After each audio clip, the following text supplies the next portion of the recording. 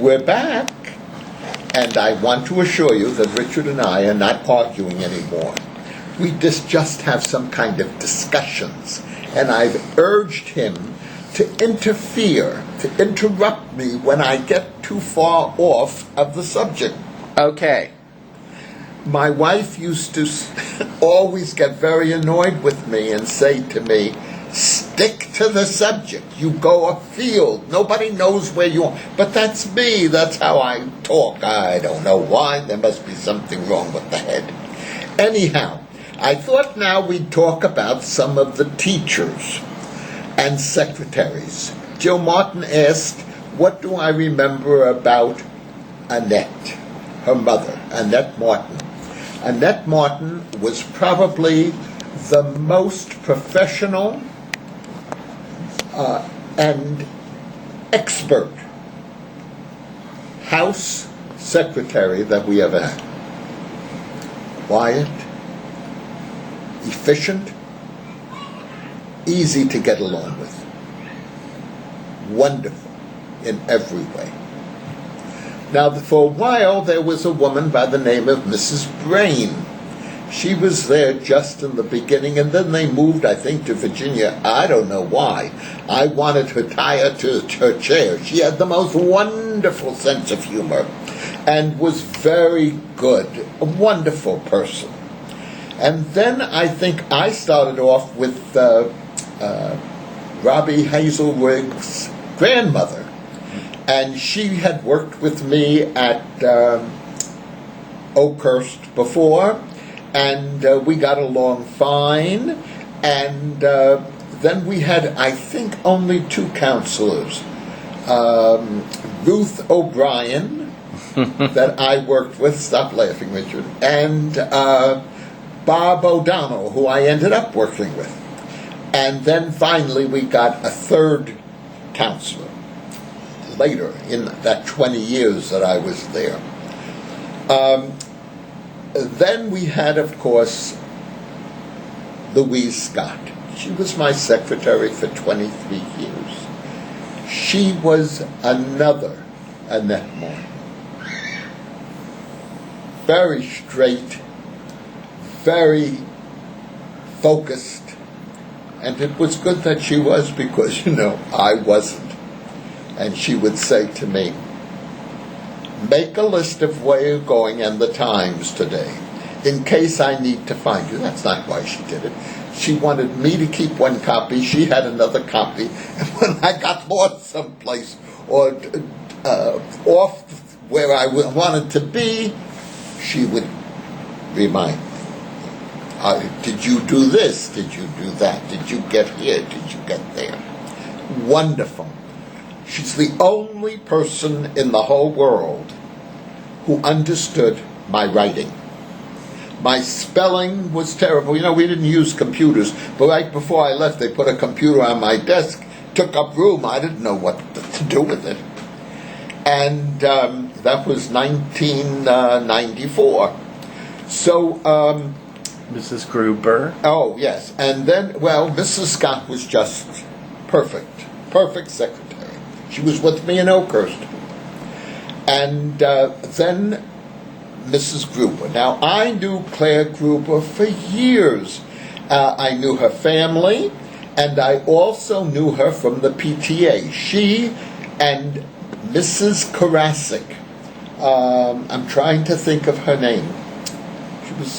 They used to be on the PTA board, and it was a whole comedy act. They were hysterical on the PTA. They were so funny. And Claire was a secretary at Dow Avenue School, and when they came over, they brought Claire with them. She scared me a little. Yeah, well, Claire was, they haven't made a mold like Claire in a long time. She was funny, so funny, and had a great sense of humor. But sometimes she and Mrs. Scott didn't always agree.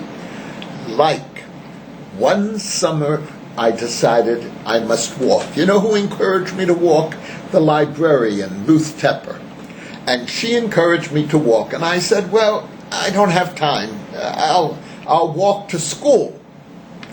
So at the beginning, I started walking to school in the summertime. After all, I was only 2 blocks from the school.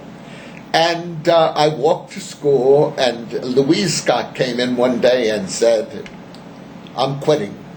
And I said, "No, you can't quit. Why are you quitting?" And she said to me, "Because I don't want to be the one who runs over the principal." I said, "What are you talking about?" She said, "Well, the way I come, the sun is in my eyes, and I don't see you walking in the street." There was no sidewalk. So I said, "Okay."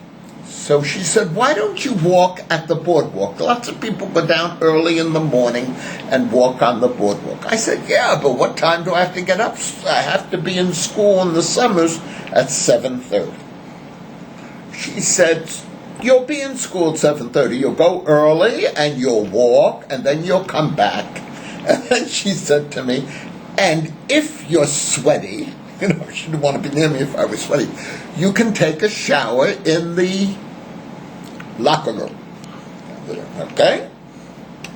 I guess the showers didn't work anymore in the boys' shower. Both the teachers, the gym teachers, had their own shower.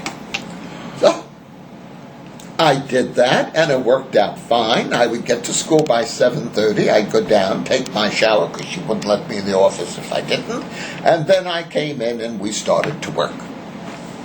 Well, one day, Louise was late. She had to stop the stationery or something. Louise was never late.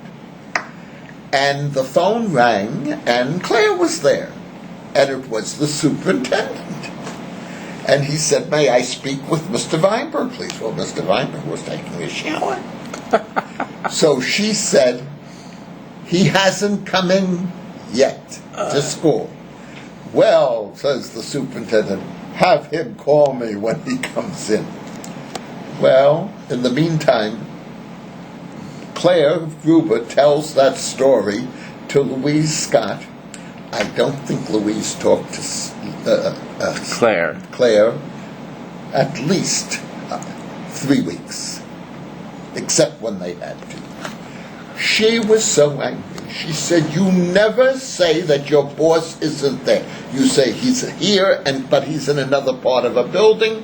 I will get a message to him and he'll call you back. Or if it's not an emergency, Mr. Vineburg is upstairs, I'll have him call me, whatever. But you never say he's not here." Louise wouldn't permit that. Louise wouldn't permit me to do lots of things, and she was always right. Turned out she was always right. And then we had the first 2 assistant principals. Mr. Fogler had been a teacher at Dow Avenue for years. And when the high school was first built, the 7th graders and the 8th graders were in the high school. And that's when I became the first assistant principal they ever had at Ocean Township School. You know it as Dow. And then when I became intermediate school, junior high school principal, Mr. Fogler was assigned as one of my assistants, which was great. He was a wonderful teacher. He used to teach kids that nobody else wanted in their classrooms, and they all loved him, and everything was fine. And then I hired Mr. Donahue. And we're going to continue with Mr. Donahue in the next video. Very good. See, Richard, you do have a voice, and I'm glad you're assisting me. Not a problem. Now, Mr. Donahue was my Uncle Frankie, so we'll tell you more about that later. Frank Donahue was a very good friend of mine. All right. Say goodbye, Papa. Goodbye, Papa.